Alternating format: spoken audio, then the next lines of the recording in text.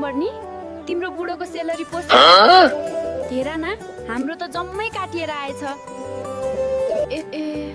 हो र अनि हाम्रो बुढोको त 1,70,000 पोस्यो तिम्रो त के को काट्यो फेरि होइन तिम्रो बुढो त रक्सी जाड खाँदैन होला नि त हाम्रो त इस्यु के भन्नेमा डेली पिउँछ अरे त्यही काटेको होला अनि तिम्रो बुढा त पेन्सियो भनेको होइन